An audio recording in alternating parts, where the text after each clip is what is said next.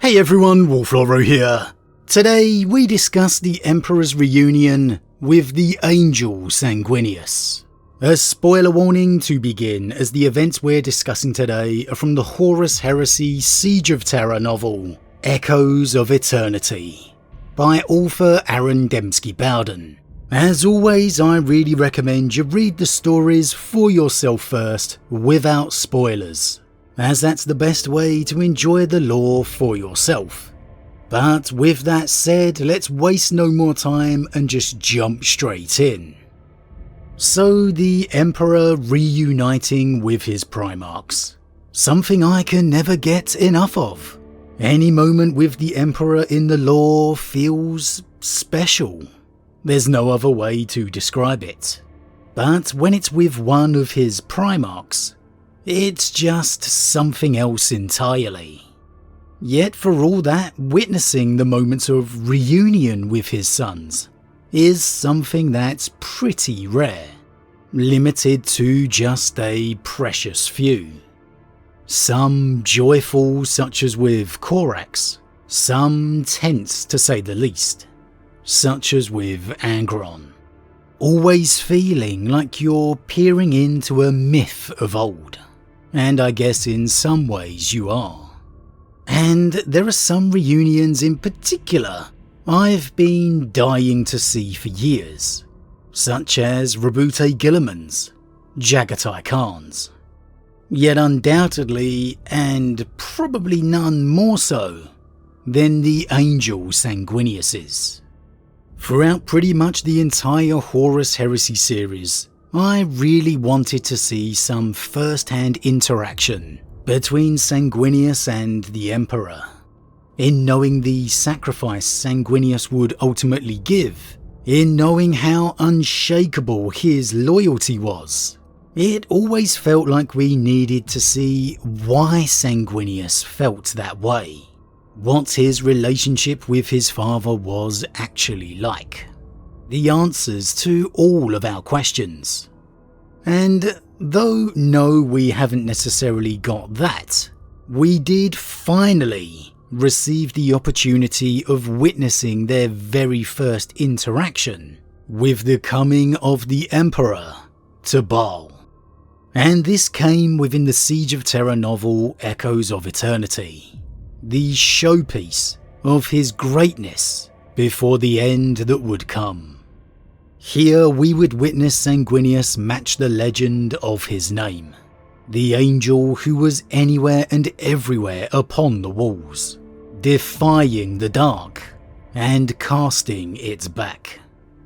And between those moments we'd get the memory of that first encounter all those many years ago with his father, as the angel went alone to meet the glorious golden descending craft upon his world. He leaned into the desert wind, stretching his muscles and rising on a thermal of bitter breeze. The temptation was there, like it always was, to soar, to break free of the ground and his responsibilities, taking to the sky and seeking distant lands where the secrets of old wars lay buried. Today that urge was both stronger and weaker. His heart was ill at ease with what this meeting would mean, but nevertheless, he burned to know what lay ahead. He arced groundward, landing lightly with a scuff of his boots across the earth and a final furling of his wings. Dust swirled around his shins as he stepped forward. The golden figures carried weapons, a panoply of axes and spears, and hard-caliber firearms. Sanguinius carried only his sword, undrawn, riding low on his hip. "Welcome to Balfora, Outlanders." He spoke Enochian, the tongue of his people, the pure. He wondered if the Outlanders would understand him, or whether they would be forced to rely on hand gestures and awkward mimicry. "My son," said one of the Golden Ones, somehow speaking it silently.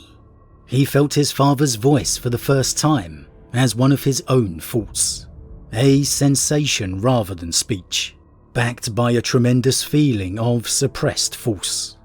The Golden Man, if he was a man, that sent the contact seemed to be making significant efforts to restrain himself or to contain the power within himself. There was more there though. My son rhymed with my weapon, and rhymed with the ninth, and rhymed with other concepts that Sanguinius couldn't pass from the core of the man's meaning. A lifetime of perspective was bound up in that contact, and Sanguinius sensed only the gulf between his father's silent words and the meaning behind them. He felt no threat in the touch of mind upon mind.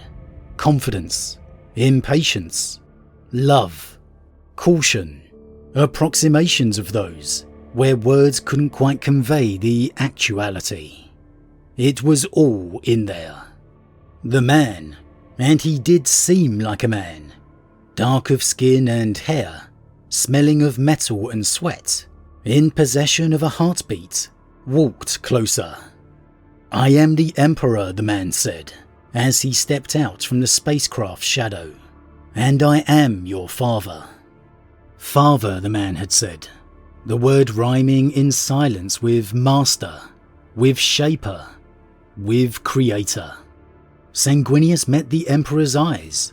What he saw there, glinting in the light of his father's gaze, was the answer to a question he'd never even considered.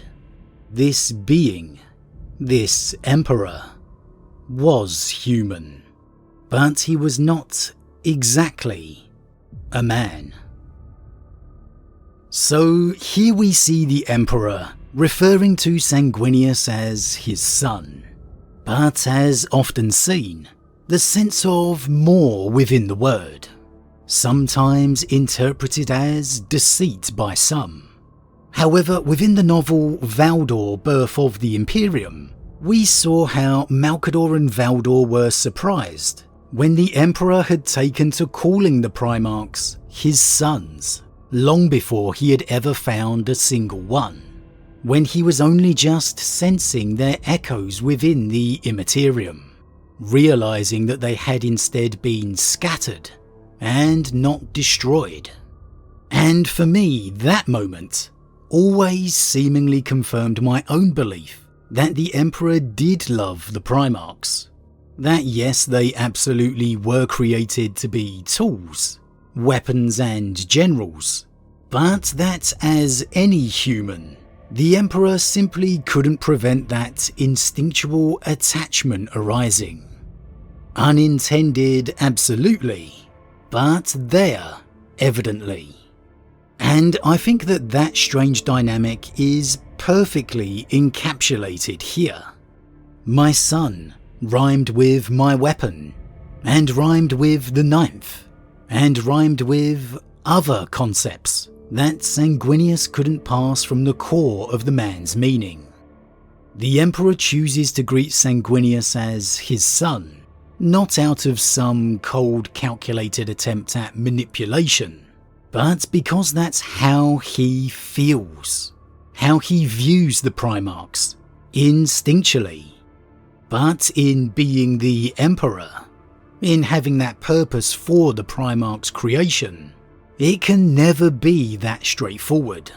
They will always be something more. There will always be their purpose behind their creation. And that is why they are equally weapons, numbers, tools and generals. Those rhymes or extra meanings in words aren't evidence of lies or manipulation. They are simply the truth. It's the fact that the Emperor chooses to use son that has far more meaning to me. A choice governed by the man, not the perpetual within him. Again, I am the Emperor, the man said, as he stepped out from the spacecraft's shadow, and I am your father. Father, the man had said, the word rhyming in silence with master, with shaper, with creator. As the Primarchs are above humanity, so too is the Emperor above them, an incalculable difference to truly comprehend. But even here, in this initial encounter, Sanguinius realizes it, with the key line: this being, this emperor, was human, but he was not exactly a man. Sanguinius grasping early here that the emperor's existence is, and never will be, that straightforward. That he is a being beyond true understanding. And their meeting would continue, with Sanguinius mentioning he has seen this meeting many times within his dreams, and the Emperor's eyes being drawn to the angel's wings, circling him slowly, giving off the sense that he's very much assessing this unexpected development to me. "Ask," said the Emperor. "Ask the question I sense lying upon your tongue." The angel pulled back from his father, not furling his wings but spreading them. With sudden passion, he beat a fist against the animal hide of his breastplate. A lone feather, swan white, drifted in an arcing dance down to the dusty earth. "What am I?" "You are my son," said the Emperor. And again, meanings and concepts danced beneath those words. "You are my son" was overlaid by "you are a Primarch," and "you are my 9th General," and "you are a component of the Great Work," and "you were stolen by the enemy," and most unsettling of all, "you may have been changed by them." "I don't know what you mean." "You will," the Emperor assured him. "You are the death of faith," Sanguinius replied. "That I know." The Emperor regarded him before speaking. "Yes," his father agreed. "And also no." "How do you know of such things?" "I told you, I have dreamed of this day. Fragments, shadows, suggestions. Sometimes they come to me, fierce with emotion, yet raped clean of detail. Faith is a weapon," said the Emperor. "A weapon that the species cannot be trusted to wield." "My people revere me as their god," Sanguinius replied. "That brings them a measure of peace. No doubt to you and your sky-sailing kind, we are nothing but primitives, roaches in this poisoned desert. But I reward their faith in me. I am their servant. I am mercy when my people need it most, and I am death to their enemies." "That does not make you a god, my son." "I never said I was a god. I said my people believe me to be one." Sanguinius stared into his father's inhuman, too human eyes. "My people, the pure, are to be left in peace. Whatever pacts you and I swear this day, my inviolate condition is this: no ship will enter Balfora's heavens without my mandate, and no interference will be permitted to the clans of pure blood without my permission. We have carved out the solace of peace here, together. You will not threaten it, father." Now, this is a hugely important part of not only this reunion, but establishing the relationship that would be founded moving forwards between father and son. Again, we get the continued theme of just what the Primarchs are, how maybe to the Emperor "my son" encapsulates all of it, but we get the revelation, or at least tease, that the wings of Sanguinius were perhaps not intended. You were stolen by the enemy, and most unsettling of all, you may have been changed by them. Of course, it's as teasingly vague as always, but with the Emperor's slow circling of Sanguinius, appraising the wings, reaching out to touch them, it really feels like, yes, this is a joyful reunion between father and son, but it is also the Emperor very much judging this Primarch before him, weighing up the change that has taken place. The Emperor asking "how do you know of such things" reveals not only that, but that perhaps Sanguinius's foresight was unintended too. Quite possibly a natural but unintended inheritance, but considering the wings, perhaps a further warp manipulation. Of course, it could simply be the Emperor asking to see if the 9th Primarch's got his foresight as intended, but it doesn't quite feel that way. It feels like the Emperor is genuinely surprised. And considering the "you may have been changed by them" line, that makes this reunion far more pivotal than you may have first thought. You can imagine the Emperor's doubts only increasing in the very next moment, with Sanguinius uttering that his people revere him as a god. A Primarch found mutated by the warp, by the ruinous powers maybe, and then he's worshipped as a god to boot. It's pretty much everything the Emperor's directly against. You can feel the subtle change to statement in the Emperor's response. That does not make you a god, my son. However, it's here that the Emperor understands the purity of the son before him, that there is no need to doubt. Regardless of any possible physical changes, Sanguinius's soul is exactly as intended, untouched by corruption. That he never said he was a god, just his people believe him to be one. And looking straight into his father's eyes, he doesn't ask, he tells him, demands of him, that his people will be left alone, in peace. Throughout this whole encounter, the Emperor senses an unease about Sanguinius, and maybe, just maybe, there was a bit of doubt there, a wondering why, especially with the unexpected changes. Can you imagine the Emperor even possibly considering he may have to eradicate a fallen Primarch? But it's with those words the Emperor realizes it's not fear of him, it's a concern for his people. A smaller, mirror echo to the Emperor himself in many ways, who himself does everything he does for humanity as a whole. How appropriate that maybe the Emperor seeing a part of himself reflected in his son is what removed any trace of doubt, what gave him understanding.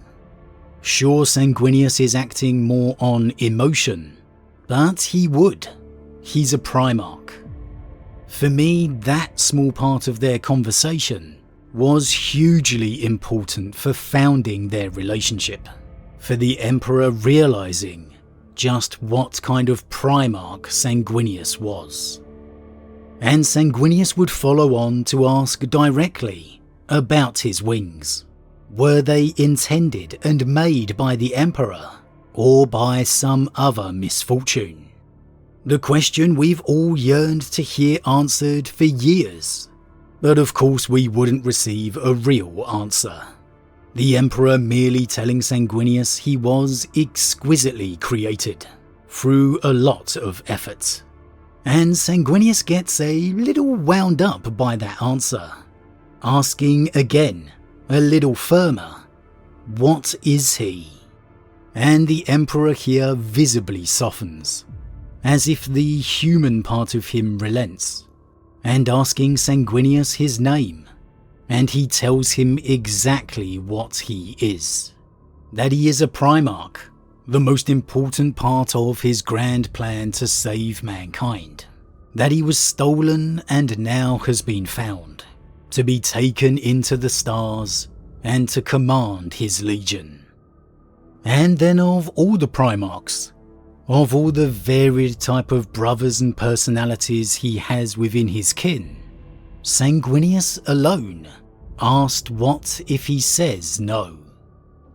The Emperor seemed to weigh this. You will not refuse. I know your soul. Here, you've saved tens of thousands of lives. With me, you will save billions of lives on millions of worlds. You will save the life of every human yet to be born. That is not something you could turn your back on." They stared into each other's eyes, father and son, creator and created. Neither argued against the truth of the Emperor's words. "I want something from you. I want your oath." The Emperor was silent, allowing his son to continue. "Do you swear, on whatever oaths hold value to you, that you will leave the clans of pureblood in peace, untouched by your designs unless they desire otherwise, free to exist as they already exist, believing whatever they choose to believe?" The Emperor hesitated. Sanguinius saw the calculation in his father's eyes, and he wondered, is he taken aback by the love I bear for my people, or is he merely considering alternative avenues around this obstacle in his great work? The Emperor finally spoke. "You have my promise." Now, I have no doubt the Emperor was a little taken aback, but I think he was absolutely doing the immediate calculations on how it would work in his grander scheme. But it's that line earlier, that "you will not refuse, I know your soul," that to me speaks of what we discussed earlier.